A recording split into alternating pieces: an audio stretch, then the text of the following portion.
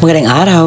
Sa araw po na ito ay meron tayong maagang balita sa payout po ng ating mga minamahal na senior citizens.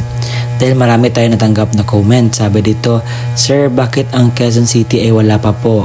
Sir, dito sa Montalban, bakit wala pa? Sir, sa Tanay Rizal po, totoo ba yan or fake news? So lahat po ng ito ay sasagutin natin.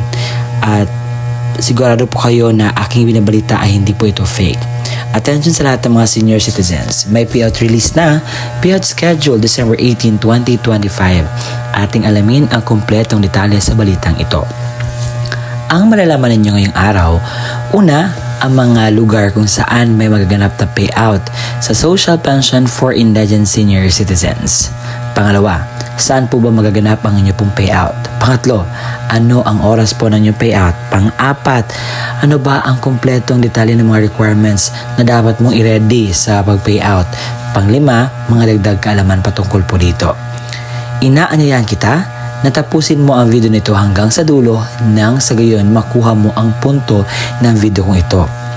Kung ikaw ay bago pa lang sa aking YouTube channel at gusto mo ang ganitong content na pinag-usapan ang payout ng ating mga senior citizens, ang mga benepisyo para sa ating mga senior citizens at iba pang balita patungkol sa ating mga senior citizens, ay subscribe mo na ang aking YouTube channel.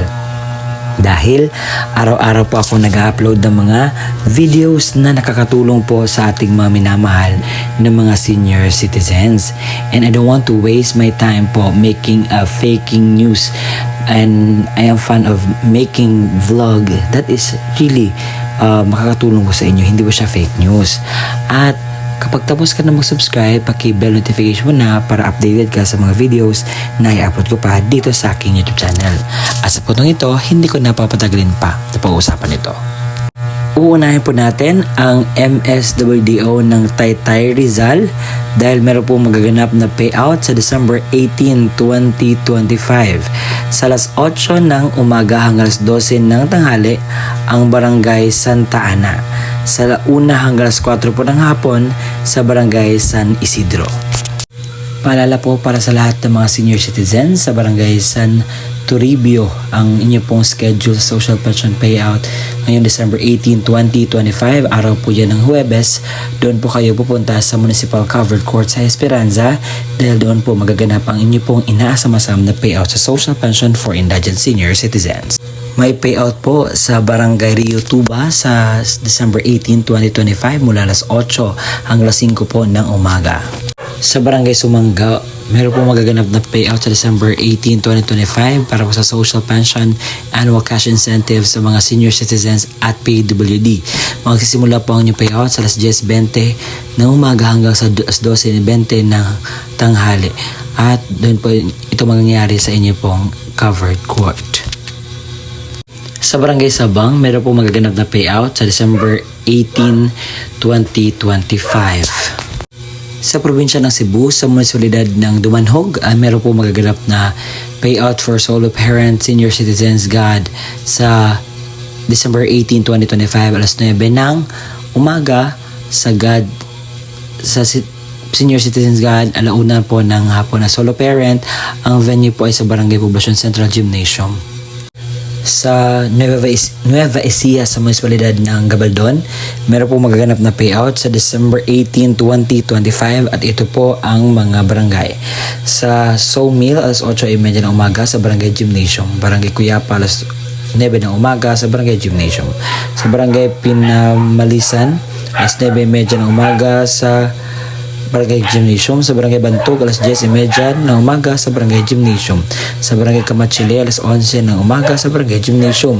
Sa Barangay Bagting, alas 1:30 ng hapon sa Barangay Gymnasium.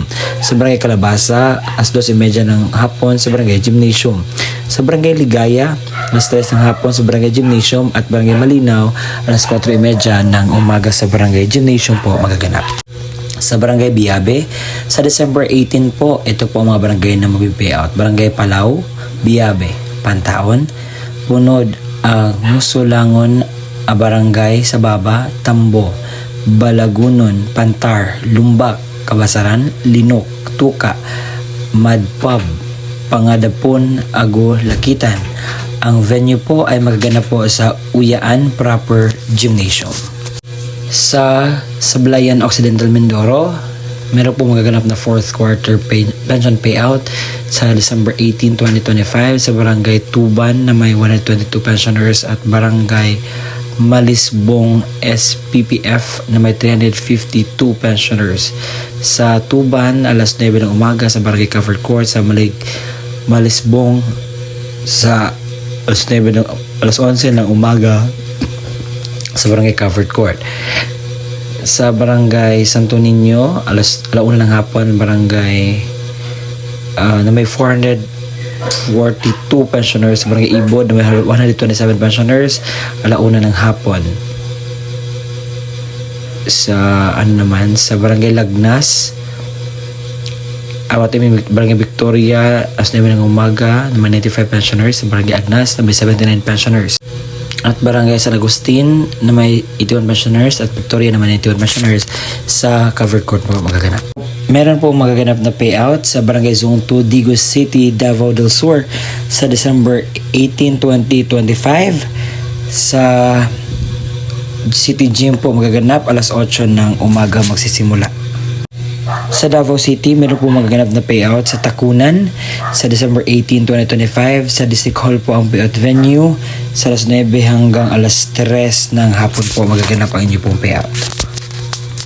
Sa December 18, 2025 sa morning, Barangay Masumbang, Teller 1, Teller 2, Barangay Mate, Teller 3, Barangay Mahayag, alas 8, alas 9:30 ng umaga. Sa Barangay San Jose, alas 9:30 hanggang alas 11:30 ng umaga. Sa Teller 4, sa San Isidro, alas 8 hanggang alas 9:30 ng umaga. Sa Tubod, alas 9:30 hanggang alas 11:30 ng umaga. Sa afternoon naman, sa Teller 1, Barangay Kabantog, Teller 2, Barangay Kabaliwan, Teller 3, Barangay Kalunasan, Teller 4, Barangay Kabalong. Sa Silvino Lubos Senior Citizens Update sa December 18, 2025, ito po ang mga barangay na mapipayout. Barangay Gusaran, Barangay Kagdao, Barangay Diet Di Suba, Barangay Diet Di Turag, Barangay Giparayan Di Turag, Barangay Sinunugan Di Tubang. Sa probinsya ng Taytay, Matamin sa munisipalidad ng Taytay sa probinsya ng Rizal, meron po magaganap na fourth quarter payout sa December 18, 2025 sa alas 8 hanggang 12 ng tanghali ang Barangay Santa Ana. Alas 8 hanggang 12 ng tanghali. Alauna hanggang 4 ng hapon sa Barangay San Isidro. Yun. Ang payout venue ay magaganap po sa Taytay New Municipal Hall Building Atrium. Meron pong magaganap na payout sa Real Quezon sa December 18, 2025 sa Barangay Tagumpay na may 23 pensioners, Barangay Kiluluron na may 133 pensioners at Barangay Kawayan na may 120 pensioners. Alas 8:30 hanggang alas 12 ng tanghali ang inyong payout. At sa Barangay Poblacion 1 na may 302 pensioners, alauna hanggang alas 4 po ng hapon ang inyong pong payout. Sa Caloocan City po, meron po magaganap na payout sa December 17 at saka 18. Ito po ang kumpletong detalye. Sa alas 10 hanggang 11 ng umaga sa Barangay 176-A na may surnames A hanggang I sa Germa Covered Court. Sa alas 11 hanggang 12 ng tanghali sa 176-A, J hanggang Q surnames na sa Germa Covered Court pa rin. At sa alas 12 hanggang 1 ng hapon sa 176-A na may letter R to Z sa Germa Covered Court. Sa alauna hanggang alas 12 ng hapon ng Barangay 176-F sa Germa Covered Court. Sa 18 naman, sa 176-B na may surname AIJQRZ at 176-T ang inyo pong payout pagsimula sa alas 10 hanggang alas 2 po ng hapon. At yun po ang kompletong detalye ng balita na magaganap po sa December 18, 2025. At lahat po ng iyon ay totoo, walang halong biro, walang halong mga kaetyosan dahil I don't want to give a false information dyan po sa inyo dahil mahal na mahal ko kayo and I don't want to waste my time making a fake vlog para po sa inyo. Kaya naman makakaasa kayo sa inyo pong mapakinggan ngayon na legit po ito, na matanggap po nyo ito. At sa mga natatanong, sir, bakit wala aming barangay dyan? Ano yung dapat namin gawin? Ang pwede nyo pong gawin ay pumunta kayo sa pinakamalapit na barangay sa inyo at tanungin po sa update sa inyo pong social pension for indigent senior citizens. At nang sa gayon po ay may update kayo. At sa puntang ito, ibibigay ko po ang kompletong detalye ng mga requirements na dapat mong i-ready sa payout. Kung senior citizens or beneficiaryo ang kukuha ng kanyang payout, isang malinaw na photocopy or Xerox ng senior citizens ID na mayroong 3 original na pirma or thumb mark katulad sa ID ng senior citizens. Paalala, panatiling presentable ang mga dokumento, ilagay sa plastic envelope nang iwasang magusot. Huwag bilutin ang mga papel at siguraduhin pareho ang pirma o thumb mark base sa senior citizens.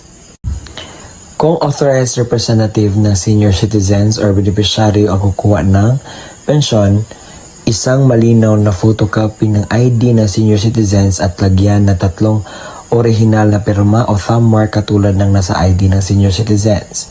Authorization letter na nagmumula sa MSWDO, CSWDO at OSCA na mayroong original na pirma na MSWDO, OSCA, senior citizens at authorized representative. Isang malinaw na photocopy ng government-issued ID gaya ng SSS, updated PhilHealth ID, Barangay ID, UMID, Voters ID, updated voter certification, updated police clearance ng authorized representative at lagyan na 3 original na pirma o thumb mark katulad ng ipapakitang ID.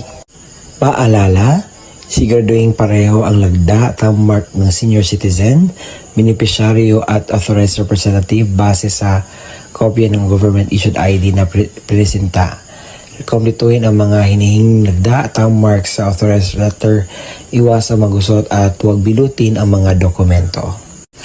Kung namatay na ang beneficiaryo, isang malinaw na Xerox ng ID ng pensioners, warranty letter na nagmula sa MSWDO, CSWDO o OSCA na may pirma ng MSWDO, Xerox ng death certificate ng beneficiaryo na mayroong serial number, isang malinaw na photocopy ng government-issued ID gaya ng SSS, updated PhilHealth ID, updated Barangay ID, UMID Voters ID, updated voter certification, at updated police clearance ng authorized representative at lagyan na 3 original na pirma o thumb mark katulad ng pinapakitang ID.